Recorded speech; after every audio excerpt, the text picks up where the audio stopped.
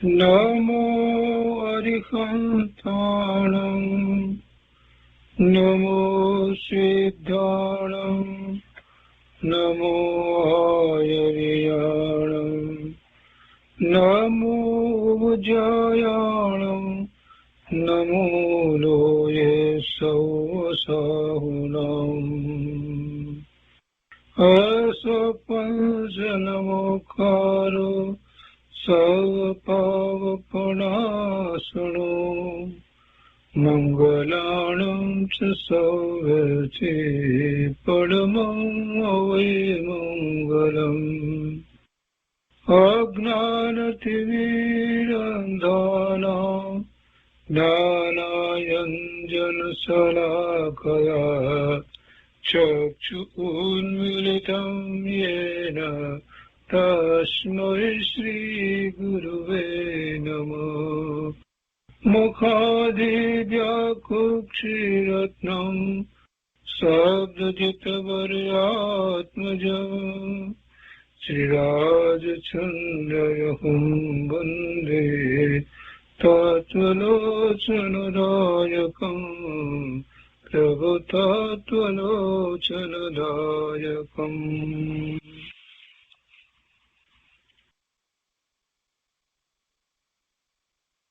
કૃપાળુદેવના વચનામૃતનો સ્વાધ્યાય. એમાં આપણે ભાવના બોધ સ્વાધ્યાય કરી રહ્યા છીએ. પહેલી બે ભાવના આપણે કરી છે. હવે આજે આગળ ત્રીજી ભાવના લઈએ છીએ. પાના નંબર 40. તૃતીય ચિત્ર એકત્વ ભાવના. નિત્ય ભાવના અને અસ્વરણ ભાવના પછીથી ત્રીજી ભાવના છે એકત્વ ભાવના. અહીંયા ઉપજાતિ છંદની અંદર કૃપાળુદેવે 4 પંક્તિ લખી છે. શરીરમાં વ્યાધિ પ્રત્યક્ષ થાય તે કોઈ અન્ય લઈ ના શકાય. એ ભોગવે એક સ્વ આત્મ પોતે એકત્વ એથી નય સુગ્ન ગોતે. એના અર્થમાં કહે છે વિશેષાર્થ. શરીરમાં પ્રત્યક્ષ દેખાતા રોગ આદિ જે ઉપદ્રવ, શરીરમાં પ્રત્યક્ષ દેખાતા રોગ આદિ જે ઉપદ્રવ થાય છે તે સ્નેહી, કુટુંબી, જાયા કે પુત્ર કોઈથી લઈ શકાતા નથી. એ માત્ર એક પોતાનો આત્મા પોતે જ ભોગવે છે. એમાં કોઈ પણ ભાગીદાર થતું નથી. રોગ આદિ જે કંઈ ઉપદ્રવ થાય શરીરમાં એને પોતે જ ભોગવવા પડે. એમાં બીજો કોઈ કાંઈ ભાગીદાર થતો નથી. કોઈ કોઈના રોગને લઈ લેતું નથી. તેમજ પાપ પુણ્ય આદિ સઘળા વિપાકો આપણો આત્મા જ ભોગવે છે. એ એકલો આવે છે, એકલો જાય છે એવું સિદ્ધ કરીને વિવેકને ભલી રીતે જાણવા વાળા પુરુષો એકત્વને નિરંતર શોધે છે. એકત્વ એટલે પોતે એકલો છે. એટલે આ વર્તમાન પર્યાયમાં આવ્યો ત્યારે પણ એ એકલો આવ્યો છે ને જશે ત્યારે પણ એકલો જશે. પોતે એટલે આત્મા.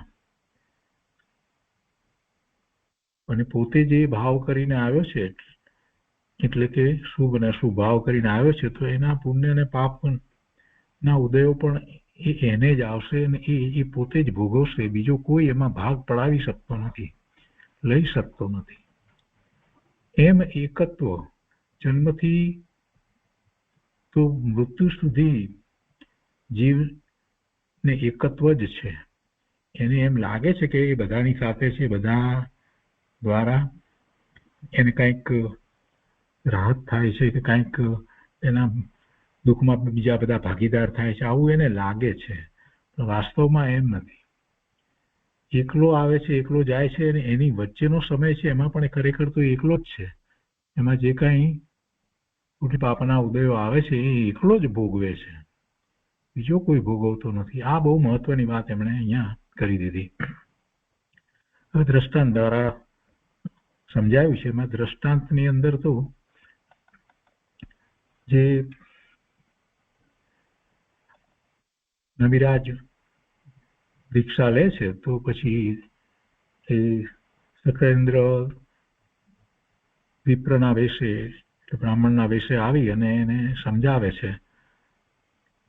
અને નમિરાજ કે છે કે એટલે એ સંસારના કાર્યો માટે, સંસારમાં રહેવા માટે એમ સમજાવે છે. ત્યારે નમિરાજ એને કહે છે કે સંયમમાં એના કરતા બધું જ આવી જાય છે. એ રીતે આખો અહીંયા દ્રષ્ટાંતની અંદર સંવાદ એવો લખ્યો છે. તો દ્રષ્ટાંતમાં અહીંયા કહે છે કે મહાપુરુષના તે ન્યાયને અચળ કરનાર નમિરાજર્ષિ અને સક્રેન્દ્રનો વૈરાગ્ય ઉપદેશક સંવાદ અહીં આગળ પ્રદર્શિત કરીએ છીએ. નમિરાજશ્રી મિથિલા નગરીના રાજેશ્વર હતા. પહેલા એ રાજા હતા, પછી નમિરાજ થયા મિથિલા નગરીના રાજા હતા. સ્ત્રી પુત્ર આદિકથી વિશેષ દુઃખનો સમૂહ પામ્યા નહોતા, છતાં એકત્વના સ્વરૂપને પરિપૂર્ણ પીછાણવામાં રાજેશ્વરે કિંચિત વિભ્રમ કર્યો નથી. બીજી રીતે કોઈ એમને દુઃખ ન હતું, છતાં પણ એકત્વ ભાવના એટલે કે એકત્વ સ્વરૂપને સાચી રીતે જાણવામાં એમણે ક્યાંય કોઈ રીતે વિભ્રમ કર્યો ન હતો. એટલે બ્રહ્મા પડ્યા ન હતા. જો બ્રહ્મા પડે તો પછી એમને એમ લાગે જ નહીં કે એકત્વ છે. એટલે એકત્વના સ્વરૂપને પરિપૂર્ણ પીછાણવામાં રાજેશ્વરે કિંચિત વિભ્રમ કર્યો નથી. સક્રેન્દ્ર એ ઇન્દ્ર છે. સક્રેન્દ્ર પ્રથમ નમિરાજશ્રી જ્યાં નિવૃત્તિમાં વિરાજ્યા છે ત્યાં વિપ્ર રૂપે એટલે બ્રાહ્મણના વેશે આવે છે રૂપે આવી અને પરીક્ષા નિદાને પોતાનું વ્યાખ્યાન શરૂ કરે છે. એટલે પરીક્ષા કરવા માટે પોતે એમની સાથે એવો સંવાદ કરે છે. વિપ્ર એટલે ખરેખર તો એ વિપ્રના વેશમાં સક્રેન્દ્ર છે.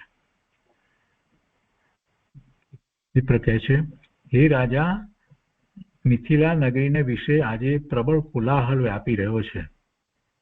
હૃદયને અને મનને ઉદ્વેગકારી વિલાપના શબ્દોથી રાજમંદિર અને સામાન્ય ઘર છવાઈ ગયા છે. એટલે રાજમહાલય અને બધા ઘરોમાં એમ કે બધા વિલાપ કરી રહ્યા છે, કેમ કે આ દીક્ષા લે છે ને એટલે. નમિરાજ એ રાજશ્રી છે, એ દીક્ષા લે છે એટલે એમ કે બધા એમ વિલાપ કરી રહ્યા છે, દુઃખમાં આવી ગયા છે, એમ કોલાહલ મચી ગયો છે એમ કેવું છે. રાજા, મિથિલા નગરીને વિશે આજે પ્રબળ કોલાહલ વ્યાપી રહ્યો છે. હૃદયને અને મનને ઉદ્વેગકારી વિલાપના શબ્દોથી રાજમંદિર એટલે રાજમહેલ અને સામાન્ય ઘર છવાઈ ગયા છે. માત્ર તારી દીક્ષા એ જ એ સગળાના દુઃખનો હેતુ છે. એનું કારણ તારી દીક્ષા છે. પરના આત્માને જે દુઃખ આપણાથી ઉત્પન્ન થાય તે દુઃખ સંસાર પરિભ્રમણનું કારણ ગણીને તું ત્યાં જા, ભોળો ન થા. શું કહે છે કે આ બધા દુઃખી થઈ રહ્યા છે એટલે પરના આત્માને જે દુઃખ આપણાથી ઉત્પન્ન થાય તે દુઃખ સંસાર પરિભ્રમણનું કારણ, એ પણ સંસાર પરિભ્રમણનું કારણ છે, તારે લીધે બધા દુઃખી થાય છે. એટલે એમ ગણીને તું ત્યાં જા અને એમના દુઃખને દૂર કર. એટલે એમને વિલાપ થઈ રહ્યો છે તો એમ ભોળો ન થા. પેલાને દીક્ષા લેવી છે ને ત્યારે એમને સમજાવે છે. એટલે ખરેખર તો પરીક્ષા કરી રહ્યા છે. સક્રેન્દ્ર પરીક્ષા કરી રહ્યા છે. હવે એનો જવાબ આપે છે નમિરાજ. આ સંવાદ ઘણો લાંબો છે અને એ રીતે જ બધી વાત આવશે કે આ પહેલું જે આ રીતે સમજાવ્યું એનો જે રીતે ઉત્તર આપે છે એ રીતે એક પછી એક સંયમ દ્વારા શું પ્રાપ્ત થાય છે એની જ વાત કરી છે. પેલા આખી વાત સંસારમાં રહેવાની વાત કરે છે ત્યારે નમિરાજ એને એના ઉત્તરો આપે છે. તો નમિરાજ કહે છે કે એમાં કૌંસમાં મૂક્યું છે કે ગૌરવ ભરેલા વચનોથી કહે છે, હે વિપ્ર, તું જે કહે છે તે માત્ર અજ્ઞાન રૂપ છે. મિથિલા નગરીમાં એક બગીચો હતો. તેની મધ્યમાં એક વૃક્ષ હતું. શીતળ છાયાથી કરીને તે રમણીય હતું. પત્ર, પુષ્પ અને ફળથી તે સહિત હતું. નાના પ્રકારના પક્ષીઓને તે લાભદાયક હતું. વાયુના હલાવવા થકી તે વૃક્ષમાં રહેનારા પંખીઓ દુઃખાર્થ ને શરણ રહિત થયાથી આક્રંદ કરે છે. પવન આવ્યો એટલે આપણું વૃક્ષ હલે છે એટલે એની ઉપરના પક્ષીઓ બધા છે દુઃખી થાય છે એટલે એ આક્રંદ કરે છે. તો વૃક્ષને પોતાને માટે થઈને જ તે વિલાપ કરતા નથી. પક્ષીઓ વિલાપ કરે છે તો વૃક્ષ માટે નથી કરતા, પોતાને માટે કરે. પોતાનું સુખ ગયું એ માટે થઈ અને તેઓ શોકાર્ત છે.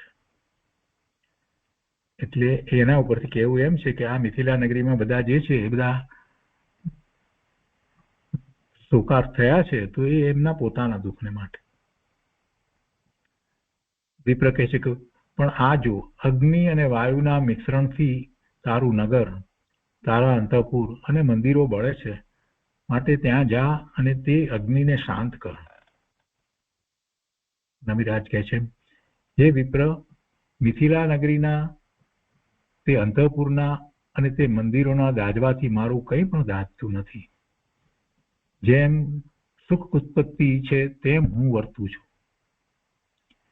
એ મંદિર આદિકમાં મારું અલ્પ માત્ર પણ નથી. મેં પુત્ર સ્ત્રી આદિકના વ્યવહારને છાંડ્યો છે. મને એમાંનું કંઈ પ્રિય નથી અને અપ્રિય પણ નથી. કંઈ પ્રિય પણ નથી અને અપ્રિય પણ નથી. એટલે એક વાત આમાં કૃપાળુદેવે મૂકી દીધી કે કોઈ દુઃખને કારણે અથવા તો કોઈ દ્વેષ ભાવથી કે તિરસ્કાર ભાવથી કે કોઈ બીજી રીતે કઈ દીક્ષા લેવામાં આવતી નથી. એનું બધું અપ્રિય છે એટલે દીક્ષા લેવી એમય હોતું નથી. પ્રિય નથી અને અપ્રિય પણ નથી. વિપ્ર કહે છે, પણ હે રાજા, તારી નગરીને સઘન કિલ્લો કરાવીને પોળ, કોઠા અને કમાડ ભોગળ કરાવીને, ભોગળ એટલે પેલું કમાડ એટલે જે દરવાજો છે એને બંધ કરીએ ને એને પછી આગળ રાખવામાં આવે ને એની આગળ લાંબુ લાકડું એ ભોગળ કહેવાય. અને શતઘ્ન ખાઈ કરાવીને, શતઘ્ન ખાઈ એટલે 100 લોકોને મોટી ખાઈ કે એવી કરાવીને ત્યાર પછી જતે એટલે એટલી 100 મોટી 100 ફૂટ કે 100 વાર કે એવી મોટી ખાઈ કરાવીને ત્યાર પછી જજે. અથવા તો બીજો એક અર્થ છે કે એવા શસ્ત્ર એની સાથે 100 જણને મારી નાખે એવી જાતની એવી ખાઈ બનાવવામાં આવે. નવિરાજ કહે છે કે અહીંયા કહે છે કે હેતુ કારણ પ્રયોજન એટલે પ્રેરક. હેતુ કારણ પ્રેરક એટલે એના પ્રેરક કારણ સહિત અહીંયા વાત કરે છે. એટલે બધી જગ્યાએ હવે એ રીતે લીધું છે કે હે વિપ્ર, હું શુદ્ધ શ્રદ્ધારૂપી નગરી કરીને, સંબર રૂપી ભોગળ કરીને, ક્ષમારૂપી શુભગઢ કરીશ, શુભ મનોયોગ રૂપ કોઠા કરીશ, વચન યોગ રૂપ ખાઈ કરીશ, કાયા યોગ રૂપ શતઘ્નિ કરીશ, પરાક્રમ રૂપી ધનુષ્ય કરીશ, ઈર્યા સમિતિ રૂપ પણછ કરીશ, ધીરજ રૂપ કમાન સાહવાની મુઠ્ઠી કરીશ, સત્યરૂપ ચાપ વડે કરીને ધનુષ્યને બાંધીશ, તપરૂપ બાણ કરીશ, કર્મરૂપી વૈરીની સેનાને ભેદીશ. કર્મરૂપી વૈરીની સેનાને ભેદીશ. લૌકિક સંગ્રામની મને રુચિ નથી. હું માત્ર તેવા ભાવ સંગ્રામને ચાહું છું. ભાવ સંગ્રામ એટલે જે કર્મ સાથે લડી રહ્યા છે. વિપ્ર કહે છે એ પણ હેતુ કારણ પ્રેરક. હે રાજા, શિખરબંધ ઊંચા આવાસ કરાવીને, મણિ કંચનમય ગવાક્ષાદી મુકાવીને એટલે એવા ઝરૂખા રવેશ આપણે બાલ્કની કહીએ જેને, એ તળાવમાં કીડા કરવાના મનોહર મહાલય કરાવીને પછી જજે. નમિરાજ કહે છે કે તે જે પ્રકારના આવાસ ગણાવ્યા તે પ્રકારના આવાસ મને અસ્થિર અને અશાશ્વત જણાય છે, માર્ગના ગરરૂપ જણાય છે. તે માટે જ્યાં સ્વધામ છે, જ્યાં શાશ્વતતા છે અને જ્યાં સ્થિરતા છે, ત્યાં હું નિવાસ કરવા ચાહું છું. આ બધું તો અશાશ્વત છે, એમાં મારે કાંઈ નિવાસ કરવો નથી એમ કહે છે. વિપ્ર કહે છે કે એ ક્ષત્રિય શિરોમણી અનેક પ્રકારના તસ્કરના ઉપદ્રવને ટાળીને, ચોરના ઉપદ્રવને ટાળીને, નગરીનું એ દ્વારે કલ્યાણ કરીને, એટલે એ રીતે કલ્યાણ કરીને તું જજે. નમિરાજ કહે છે કે એ વિપ્ર, અજ્ઞાનવંત મનુષ્ય અનેક વાર મિથ્યા દંડ દે છે. ચોરીના નહીં કરનારને જે શરીર આદિક પૂતગળ તે લોકને વિશે બંધાય છે, અને ચોરીના કરનાર જે ઇન્દ્રિય વિકાર તેને કોઈ બંધન કરી શકાતું નથી. તો પછી એમ કરવાનું શું અવશ્ય? બહુ સરસ રીતે વાત મૂકી છે કૃપાળુદેવે અહીંયા, કે ખરેખર ચોરીના કરનાર કોણ છે? તો ઇન્દ્રિય વિકાર જે છે તે ચોરીના કરનાર છે. ચોરીના કરનાર તો ઇન્દ્રિય વિકાર છે, અને જે દંડ ભોગવે છે તો શરીર, એટલે એ કાંઈ નથી ચોરીનો કરનાર. એટલે કે છે કે હે વિપ્ર, અજ્ઞાનવંત, અજ્ઞાનને કારણે મનુષ્ય અનેક વાર મિથ્યા દંડ દે છે. અન્યાય કરે છે ને એમાં એ મિથ્યા દંડ દે છે, દંડ દે છે. તો ચોરીના નહીં કરનાર જે શરીર આદિક પૂતગળ, શરીર આદિના પૂતગળો જે છે એ કાંઈ ચોરી કરતા નથી. તે લોકને વિશે બંધાય છે. બાંધવામાં આવે તો એને આવે છે, શરીરને બાંધવામાં આવે છે. શરીર ઉપર જે કાંઈ કરવામાં આવે શિક્ષા વગેરે એની ઉપર થાય છે. અને ચોરીના કરનાર જે ઇન્દ્રિય વિકાર તેને કોઈ બંધન કરી શકતું નથી. શરીરને બાંધવામાં આવે પણ જે વિકાર, ઇન્દ્રિયના વિકાર, પાંચે ઇન્દ્રિયના વિષયો અને એના વિકાર, એને કોઈ બંધન કરી શકતું નથી. તો પછી એમ કરવાનું શું અવશ્ય? એનો કઈ અર્થ છે એમ? વિપ્ર કહે છે કે એક ક્ષત્રિય જે રાજાઓ તારી આજ્ઞા અવલંબન કરતા નથી અને જે નરાધીપો સ્વતંત્રતાથી વર્તે છે, તેને તું તારે વશ કરીને પછી જજે. નર અધિપતિ એટલે મોટા લોકો, બીજા એવા અમલદાર વગેરે, એ બધા કહે છે કે જે રાજાઓ તારી આજ્ઞા અવલંબન કરતા નથી અને જે નરાધીપો સ્વતંત્રતાથી વર્તે છે, તેને તું તારે વશ કરીને પછી જજે. નમિરાજ કહે છે કે 10 લાખ સુભટને સંગ્રામને વિશે જીતવા તે દુર્લભ ગણાય છે, તો પણ એવા વિજય કરનારા પુરુષો અનેક મળી આવે, પણ એક સ્વ આત્માને જીતનાર મળનાર અનંત દુર્લભ છે. એટલે અતિ દુર્લભ છે. એક સ્વ આત્માને જીતનાર મળનાર અનંત દુર્લભ છે. તે 10 લાખ સુભટથી વિજય મેળવનાર કરતા એક સ્વ આત્માને જીતનાર પુરુષ પરમ ઉત્કૃષ્ટ છે. આત્મા સંઘાતે યુદ્ધ કરવું ઉચિત છે. આત્મા સાથે યુદ્ધ કરવું ઉચિત છે. બહિર્યુદ્ધનું શું પ્રયોજન છે? જ્ઞાન રૂપ આત્મા વડે ક્રોધાદિક આત્માને જીતનાર સ્તુતિપાત્ર છે. જ્ઞાન રૂપ આત્મા વડે ક્રોધાદિક આત્માને જીતનાર સ્તુતિપાત્ર છે. પાંચે ઇન્દ્રિયોને, ક્રોધને, માનને, માયાને તેમજ લોભને જીતવા દોહલા છે, અઘરા છે. જેણે મનોયોગાદિક જીત્યું તેણે સર્વ જીત્યું.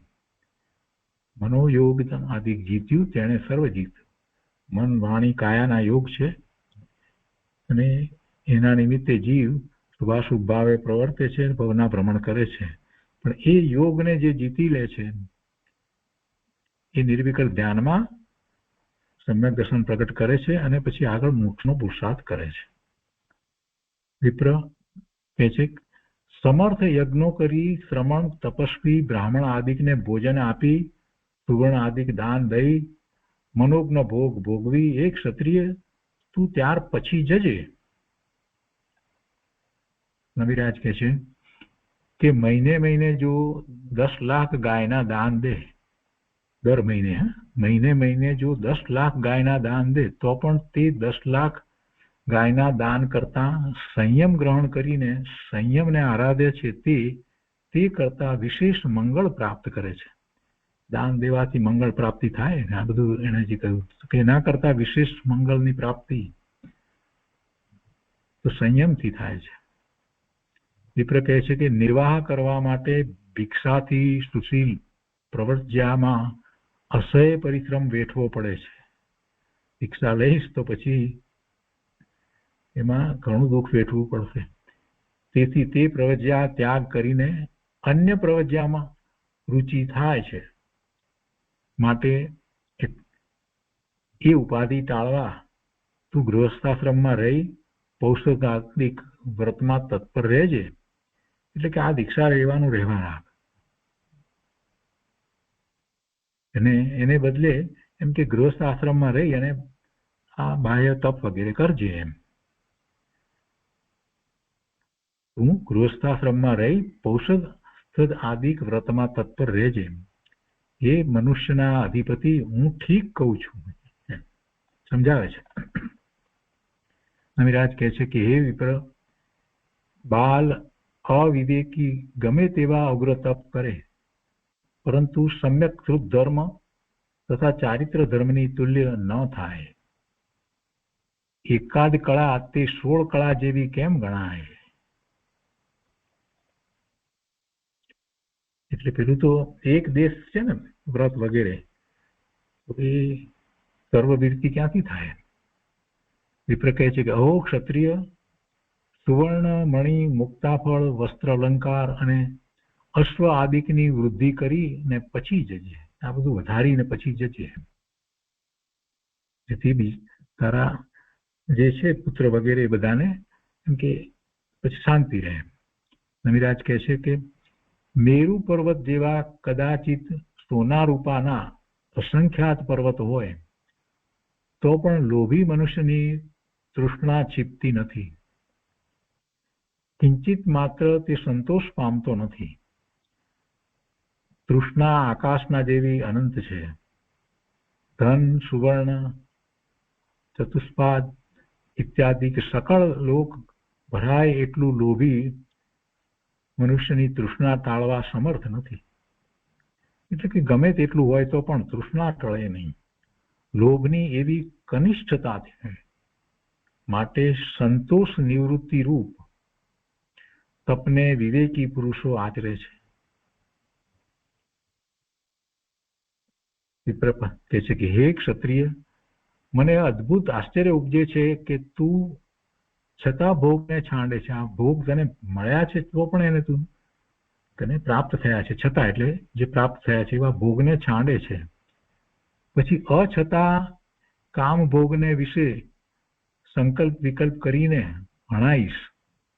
માટે આ સઘળી મુનિત્વ સંબંધીની ઉપાધિ મૂક. જો આમાં કૃપાળુદેવ એક મહત્વની વાત કરી છે કે કેટલાક જે દીક્ષા વગેરે ગ્રહણ કરે છે એને પુણ્ય જે થાય છે તો એને કારણે પછી જે એવા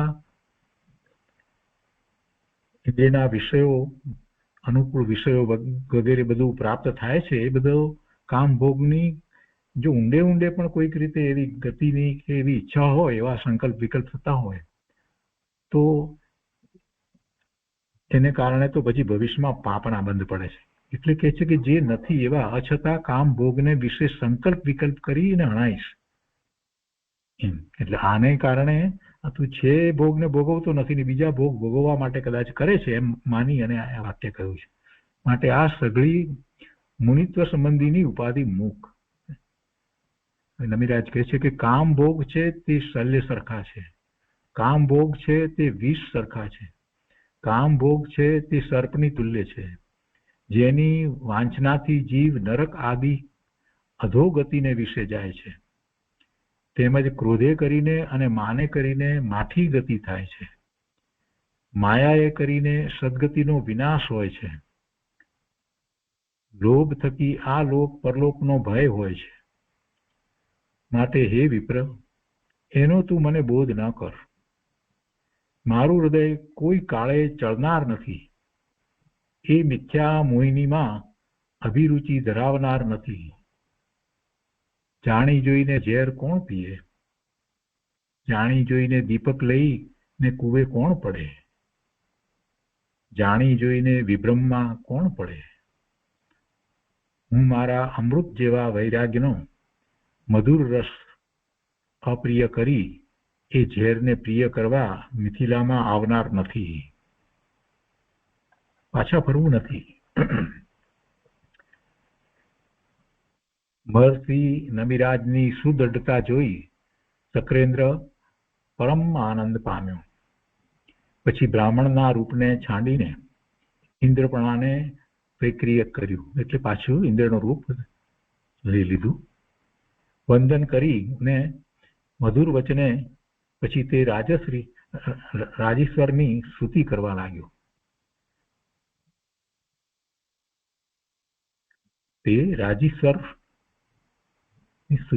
લાગ્યો. હે મહાયશસ્વી, મોટું આશ્ચર્ય છે કે તે ક્રોધને જીતો. આશ્ચર્ય, તે અહંકારનો પરાજય કર્યો. આશ્ચર્ય, તે માયાને ટાળી. આશ્ચર્ય, તે લોભ વશ કીધો. આશ્ચર્ય, તારું સરળપણું. આશ્ચર્ય, તારું નિર્મમત્વ. આશ્ચર્ય, તારી પ્રધાન ક્ષમા. આશ્ચર્ય, તારી પ્રધાન ક્ષમા. આશ્ચર્ય, તારી નિર્લોભતા. હે પૂજ્ય, તું આ ભવને વિશે ઉત્તમ છું અને પરભવને વિશે ઉત્તમ હોઈશ. કર્મ રહિત થઈને પ્રધાન સિદ્ધ ગતિને વિશે પરવરીશ, એટલે પામીશ. એ રીતે સ્તુતિ કરતા કરતા, પ્રદક્ષિણા કરતા કરતા શ્રદ્ધા ભક્તિએ તે ઋષિના પદાંબુંજને એટલે ચરણ કમળને વંદન કર્યું. પછી તે સુંદર મુકુટવાળો શકરેન્દ્ર આકાશ વાટે ગયો. ઇન્દ્ર પાછા ચાલ્યા ગયા. હવે એના ઉપરથી પ્રમાણ શિક્ષા, બોધપાઠ લેવાનો એને ગાત આવેલ કરી છે. પ્રમાણ શિક્ષા. વિપ્ર રૂપે નમિરાજનો વૈરાગ્ય તાવવામાં, એટલે એની પરીક્ષા કરવામાં, ચકાસવામાં ઇન્દ્રે શું ન્યૂનતા કરી છે? કંઈએ નથી કરી. સંસારની જે લલુતાઓ એટલે લોલુપતાઓ મનુષ્યને ચડાવનારી છે, તે લલુતા સંબંધી મહાગૌરવથી પ્રશ્ન કરવામાં તે પુરંદરે નિર્મળ ભાવથી સ્તુતિપાત્ર ચાતુર્ય ચલાવ્યું છે. છતાં નિરીક્ષણ કરવાનું તો એ છે કે નમિરાજ કેવળ કંચનમય રહ્યા છે. કેવળ કંચનમય રહ્યા છે, શુદ્ધ રહ્યા છે, સોના જેવા શુદ્ધ કંચન. શુદ્ધ અને અખંડ વૈરાગના વેગમાં એમનું વહન એમણે ઉત્તરમાં દર્શિત કર્યું છે. એટલે પ્રશ્નોમાં એ પોતે વૈરાગના વેગમાં રહ્યા છે એવું દર્શાવ્યું છે. હે વિપ્ર, તું જે વસ્તુઓ મારી છે એમ કહેવરાવે છે તે વસ્તુઓ મારી નથી. હું એક જ છું, એકલો જનાર છું અને માત્ર પ્રશંસનીય એકત્વને જ ચાહું છું. આવા રહસ્યમાં નમિરાજ પોતાના ઉત્તરને અને વૈરાગ્યને દ્રઢીભૂત કરતા ગયા છે. એવી પરમ પ્રમાણ શિક્ષાથી ભર્યું તે મહર્ષિનું ચરિત્ર છે. બંને મહાત્માઓનો પરસ્પરનો સંવાદ શુદ્ધ એકત્વને સિદ્ધ કરવા તથા અન્ય વસ્તુઓનો ત્યાગ કરવાના ઉપદેશાર્થે અહીં દર્શિત કર્યો છે. એટલે કે એમાં એમ બતાવવું નથી કે ઇન્દ્ર ને આવા વિચાર આવ્યા એવો એનો અર્થ નથી. એ તો માત્ર પરીક્ષા માટે આવ્યા હતા અને એ દ્વારા તો પરીક્ષા જ કરવી છે એવું જ નહીં, પણ સાથે ને સાથે એમનાથી એ પોતે પ્રભાવિત થાય છે ખરેખર આવા મુનિરાજથી, અને પ્રદક્ષિણા કરી વંદન કરીને જાય છે.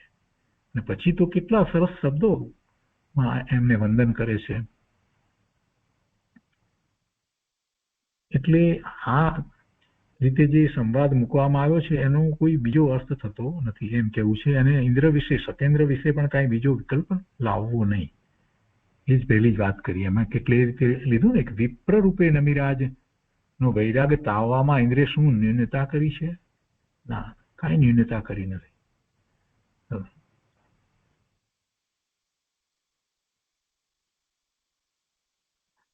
એવી પરમ પ્રમાણ શિક્ષાથી ભર્યું તે મહર્ષિનું ચરિત્ર છે. બંને મહાત્માઓનો પરસ્પરનો સંવાદ શુદ્ધ એકત્વને સિદ્ધ કરવા તથા અન્ય વસ્તુઓનો ત્યાગ કરવાના ઉપદેશાર્થે અહીં દર્શિત કર્યો છે.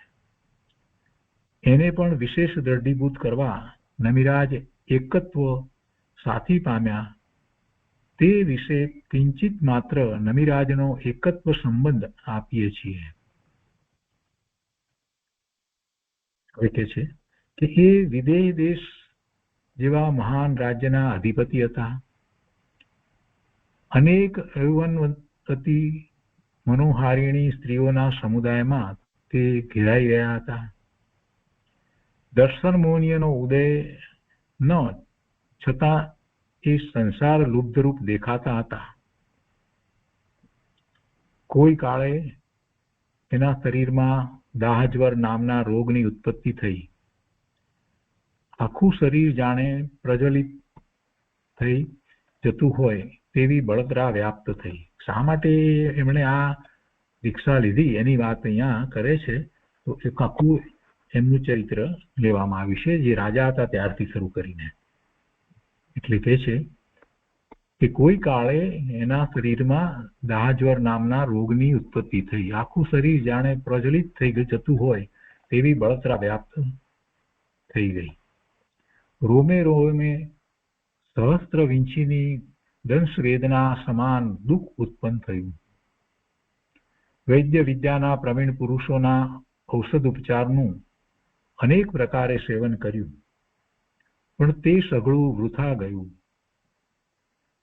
લેશ માત્ર પણ એ વ્યાધિ ઓછો ન થતા અધિક થતો ગયો. ઔષધ માત્ર દાહજ્વરના હિતૈષી થતા ગયા.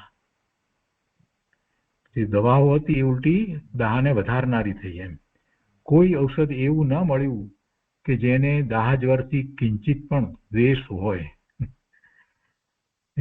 એટલે એ દાહજ્વરની સામે લડે, શાંતિ અપાવે એવું કોઈ ઔષધ ન મળ્યું. નિપુણ વૈદો કાયર થયા અને રાજેશ્વર પણ એ મહાવ્યાધિથી કંટાળો પામી ગયા. તેને ટાળનાર પુરુષની શોધ ચો બાજુ ચાલતી હતી, ચારે બાજુ ચાલતી હતી. મહાકુશળ એક વૈદ મળ્યો. તેને મલયગીરી ચંદ્રનું વિલેપન કરવા સૂચન કર્યું. મનોરમા રાણીઓ તે ચંદનને ઘસવામાં રોકાઈ. તે ચંદન ઘસવાથી હાથમાં પહેરેલા કંકણનો સમુદાય પ્રત્યેક રાણી તેને ખળભળાટ કરવા મંડી પડ્યો. મિથિલેશના અંગમાં એક દાહજ્વરની અસહ્ય વેદના તો હતી અને બીજી આ કંકણના કોલાહલથી ઉત્પન્ન થઈ. ખળભળાટ ખમી શક્યા નહીં, એટલે તેણે રાણીઓને આજ્ઞા કરી કે તમે ચંદન ન ઘસો.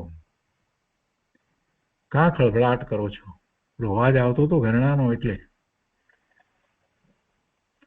મારાથી એ ખળભળાટ સહન થઈ શકતો નથી. એક મહાવ્યાધિથી હું ગ્રહાયો છું અને આ બીજો વ્યાધિ તુલ્ય કોલાહલ થાય છે, તે અસહ્ય છે. સઘળી રાણીઓએ એક કંકણ મંગળ દાખલ રાખી કંકણ સમુદાયનો ત્યાગ કર્યો. એટલે એક જ રાખ્યું કંકણ, બીજા બધા કાઢી નાખ્યા એટલે અવાજ ના આવે. એટલે થતો ખળભળાટ શાંત થયો. નમિરાજે રાણીઓને કહ્યું, તમે શું ચંદન ઘસવાનું બંધ કર્યું? રાણીઓએ જણાવ્યું કે ના, માત્ર કોલાહલ શાંત થવા માટે એક કંકણ રાખી બીજા કંકણ પરિત્યાગી અમે ચંદન ઘસીએ છીએ. કંકણનો સમૂહ હવે અમે હાથમાં રાખ્યો નથી, તેથી ખળભળાટ થતો નથી. રાણીઓના આટલા વચનો સાંભળ્યા ત્યાં તો નમિરાજને રોમે રોમ એકત્વ સિદ્ધ થયું. પેલું એક જ કંકણ રાખ્યું હતું ને, એટલે પેલો કોલાહલ મટ્યો ને, એના ઉપરથી એમને એકત્વ સિદ્ધ થયું. વ્યાપી ગયું, એકત્વ સિદ્ધ થયું, વ્યાપી ગયું અને મમત્વ ટળી ગયું. ખરે ઝાઝા મળે ઝાઝી ઉપાધિ જણાય છે. હવે જો આ એક કંકણથી લેશ માત્ર પણ કળવળાટ થતો નથી. કંકણના સમૂહ વડે કરીને માથું ફેરવી નાખે એવો કળવળાટ થતો હતો. અહો ચેતન, તું માન કે એકત્વમાં જ તારી સિદ્ધિ છે.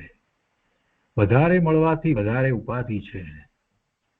સંસારમાં અનંત આત્માના સંબંધમાં તારે ઉપાધિ ભોગવવાનું શું અવશ્ય છે? સંસારમાં અનંત આત્માના સંબંધમાં તારે ઉપાધિ ભોગવવાનું શું અવશ્ય છે? અનંતના સંબંધમાં રહેવાથી તો ઉપાધિ જ થાય, તો જરૂરી છે. તેનો ત્યાગ કર અને એકત્વમાં પ્રવેશ કર. જો આ એક કંકણ હવે કળભળાટ વિના કેવી ઉત્તમ શાંતિમાં રમે છે. અનેક હતા ત્યારે તે કેવી અશાંતિ ભોગવતું હતું, તેવી જ રીતે તું પણ કંકણ રૂપ છો. તે કંકણની પેઠે તું જ્યાં સુધી સ્નેહી કુટુંબી રૂપ કંકણ સમુદાયમાં પડ્યો રહીશ, ત્યાં સુધી ભવરૂપી ખળભળાટ સેવન કરવા પડશે.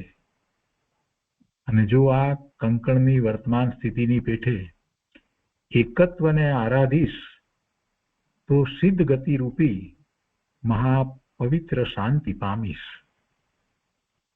એમ વૈરાગ્યના પ્રવેશમાં તે નમિરાજ પૂર્વ જાતિની સ્મૃતિ પામ્યા. પૂર્વ જાતિની સ્મૃતિ પામ્યા એટલે એમને જાતિ સ્મરણ જ્ઞાન થયું. પ્રજ્ઞા ધારણ કરવા નિશ્ચય કરી તેઓ શયન કરી ગયા. પ્રભાતે માંગલ્ય રૂપ વાજિંત્રનો ધ્વનિ પ્રકટ્યો. દાહજ્વરથી મુક્ત થયા. એકત્વને પરિપૂર્ણ સેવનાર તે શ્રીમાન નમિરાજ ઋષિને અભિવંદન હો. વિશ્લેષતાથી વંદન કર્યા. પછી શાર્દુલ વિક્રીડિત છંદની અંદર પંક્તિઓ લખી છે કે રાણી સર્વ મળી સુચંદન ઘસીને ચર્ચવામાં હતી. બુઝ્યો ત્યાં કકળાટ કંકણ તણો શ્રોતી નમી ભૂપતિ. સંવાદે પણ ઇન્દ્રથી દૃઢ રહ્યો એકત્વ સાચું કર્યું. એવા એ મિથિલેશનું ચરિત આ સંપૂર્ણ અત્રે થયું. વિશેષાર્થમાં કૃપાળુદેવ લખે છે કે રાણીઓનો સમુદાય ચંદન ઘસીને વિલેપન કરવામાં રોકાયો હતો.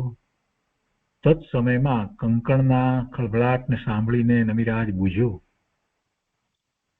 ઇન્દ્રની સાથે સંવાદમાં પણ અચળ રહ્યો અને એકત્વને સિદ્ધ કર્યું.